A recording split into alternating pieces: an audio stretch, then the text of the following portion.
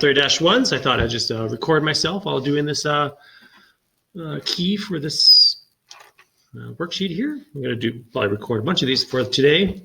Let's see, so we're going to put these together. We're going to add these two functions together here. So all this is just really saying is just saying, what is f of x plus g of x? That's all that's saying. And this one over here is just saying, what is f of x minus g of x? And then we're just going to put those together and simplify it down as much as possible. So we got like 3x minus 2, and then we're going to add 2x plus 1. You notice I'm not putting parentheses around this because we're just adding.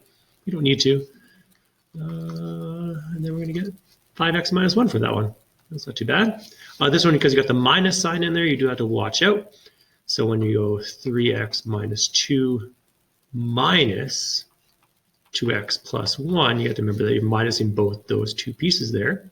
So if you drop the brackets, this positive 1 becomes a negative 1. All right, and then we group our like terms. So we got x minus 3. So there's my new function. I didn't label these functions, but let's just call that, call it h of x, whatever you want to call it. I'm not going to actually be able to give it a name. Now this one here, you're actually evaluating these.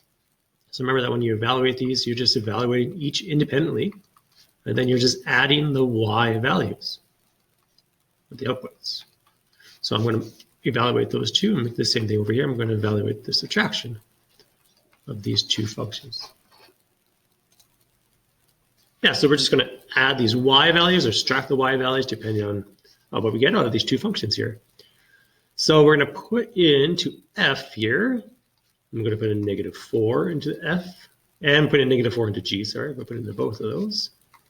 Let's just find both of these two. I'm going to put these ones in parentheses now just to kind of separate the two. You didn't have to. You just do the one big calculation here. Go to pull out your calculator.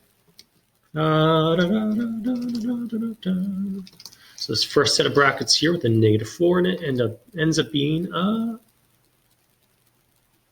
you know what? I'm just using the wrong function altogether. So I'm just going to erase this. Okay, so f is not the one up here, the 3x minus 2. F is x squared now minus 3x. I'm going to put that in properly this time. Minus 3 times 4. Okay, so that's f.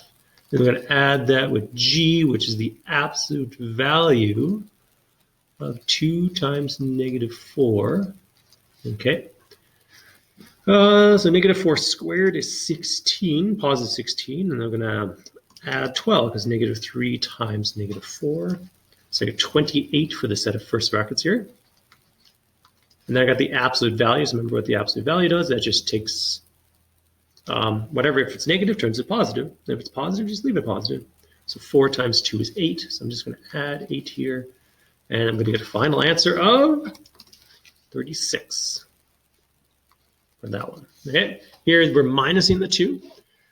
So we're going to get 6 squared minus 3 times 6. So that's that first piece. I might as well just punch that in my calculator.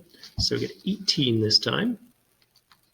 And then I'm going to minus absolute value of 2 times 6, which is 12, and the absolute value is just 12. I'm just going to minus 12 from this.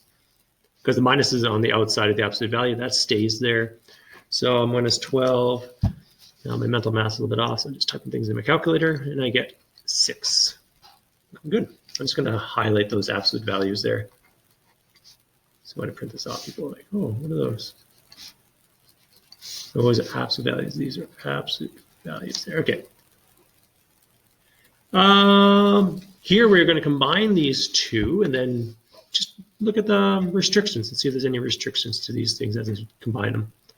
So remember, this is going to be adding. So this is just the same as saying f plus g of x, like that. So f of x plus g of x. I'm just adding the two functions. There's my equation there. Now the domain, remember they just had to look at the two restrictions. Like the original one here, the domain is XER. And this one over here, the domain of that is, you had to make sure that everything in the underneath here ends up being positive. It was a bit trickier to do that one. So you have to think about what does x squared minus 4 look like? So x squared minus 4 looks like this. Is what x squared minus 4 looks like. So we're just dealing with, in this case, we want to deal with, sorry, this is a pretty thick highlighter here. It's going to reduce the thickness of the highlighter. We want to just deal with this piece here.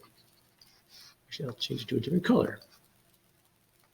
You can actually see it. So we want to deal with that piece and this piece, because those two pieces are the positive pieces to this graph. So everything above there. So we want to figure out, where does it cross the x-axis? Well, it crosses the x-axis at 2 and negative 2. So my domain has to include those two pieces, right? Because I can't take the square root of a negative number. So if I imagine I put a 1 in there, 1 squared minus 4 is negative 3. Can't do that. So it's going to go from x has to be less than or equal to negative 2, or x has to be greater than 2, XER. Okay, so that'll make it so it's positive. And the domain for the next one's going to be the same, because really you're just subtracting these two. Nothing changes in that radical. Nothing changes here, so this domain is just going to be the same down here. It's all because of that x squared graph there. So this is just inequalities pretty much from, you just want to make sure that this part of the graph is greater than or equal to 0. So when will that happen? So you just go back into your Math 20 days and look at those inequalities and see what happens. So here we're going to evaluate these using the graphs. Okay, so remember, you're just adding y values here, or subtracting y values depending on which one we're doing. So like this one here, we are adding g and f if I put negative 5 into both of them. So negative 5 for both of them we got here. That's f of x is 3. And negative 5 g of x, 6. So I get 9 out for that one. The next one, I'm going to subtract the 2, so I'm going to put 3 into both the equations. So 3 is over here. So those two dots there, you can see that G, or F, sorry, because I'm subtracting, I have to make sure the order is proper in this one. So F is this kind of weird looking root graph that's going backwards here. So I got 1. Then G is 2. So I get negative 1 out. Here we're minusing G from F. So again, order has to be important here. So 4, G is 3. So there's 4 there. G is going to be 3 minus 0. Good. And we're going to add these two together. Put zeros into both of them. Order doesn't really matter because you're adding them, but 1 and 2. We get 3 out of that one. Why can't g of 5 not be evaluated? Because you know that f of x, f of 5 is undefined, right? So that part of the graph does not work. So undefined plus anything, like this line does go on, so I could find 5, undefined plus 4 or something is still undefined, right? So you can't add a number to undefined and expect it to be another number. So it just doesn't work. Okay. I'm just going to put here 6. F of 5 is undefined. The graph doesn't exist there. Add a sketch. Yeah, this one's a bit harder to do on other assessments, but you can ask this one definitely on the assignment kind of questions. But remember, you're just adding y values, so you just look at all the different y values at different spots here. So, well, it's a bit thick again. I'll pick a. Is this better? Can you see? Oh, that's a pink little dot. I want to see something that you can see better. That's a bit better. I don't know if you can see that. Sometimes you can't see my cursor moving around. So let's just add 2 values. So this point right here, they're both negative 2, so that adds up to negative 4. Okay. This point here, you can see that's 0. 0 plus anything is just whatever that is, and the same thing's going to go with these 2 points. So right now I have these 3 points here. Okay. Here's 1, and here's -4, so that's going to be -3.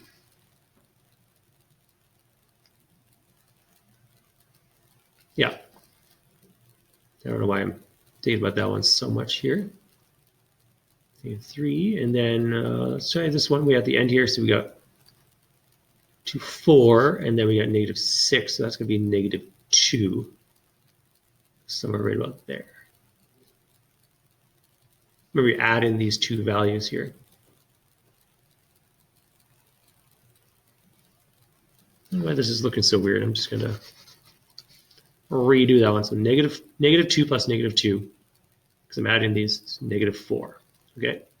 0 plus -5 is -5. 0 plus -3-ish, you can kind of see right there, is a -3. Is that out there? Oh, it's actually a little bit off, so it's a bit lower down here. Then we got this line here. Yeah, so this is what I wanted. I wanted a straight line here. And then we got -2. So when you add these two, you're going to get a straight line. And then I can do the last one. You can't really see the last one. So pull this up by 2, so it's going to look something generally like that. So there's my new graph. Okay. So in this one here, you're subtracting the f and the g. So just that the order is very important. You want to go f minus g. So like here, then I'm going to go this f value, which is 8 minus the 4. 8 minus 4 is 4. So I'm going to have a point right there. And then let's pick another point here. Here's 2 minus 2, so that becomes 0. Here's 0 minus 0. It becomes 0. 2 minus 2 is 0. Oops, 0, sorry. Got those 2 points. What else do we have here? We got these two. So right now we have those dots, but I don't really see the shape very well here. So we're going to keep on going here. So these ones here are going to dip slightly below. Like this is like a half minus 1. So that's like -1/2. This is going to be like half minus 1. That's going to be like -1/2. Right about there. So it looks kind of strange, doesn't it? So the graph kind of looks like this or something. That's what my guess looks like. It's very strange looking. Yeah, it kind of looks like it because it kind of just shifts the graph downwards on both sides. That's just how it ends up being. Okay, it's a kind of cool looking graph. Now this one here, we just want to determine, they tell us what h of x is. You want to know what g of x would have to be to end up being this equation here. There's lots of different ways to kind of think about this. One way to do this is kind of just do this algebraically. You're saying, okay, this is what f and g plus, or f of x plus g of x is. So that's what this is. So I'm just going to do this algebraically. So I'm going to put in f of x here.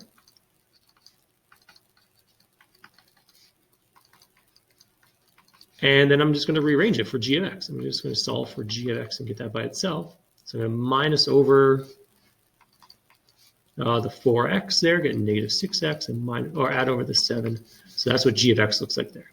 So just an algebraic way of doing it.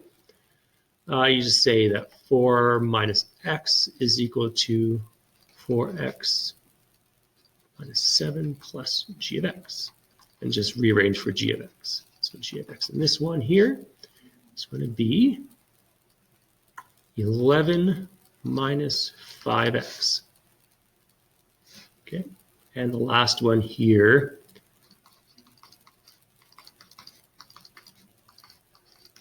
these are all the same. I should just cut this down. Again, this is just practice. You don't have to do all of this. If you think, okay, I got this, I don't have to worry about this anymore. Just don't do it, right? Your time is valuable. You're not in class for an hour and a half each day. So use your time effectively, and just do what you need to do. Okay, I'll see you in the next video. Bye.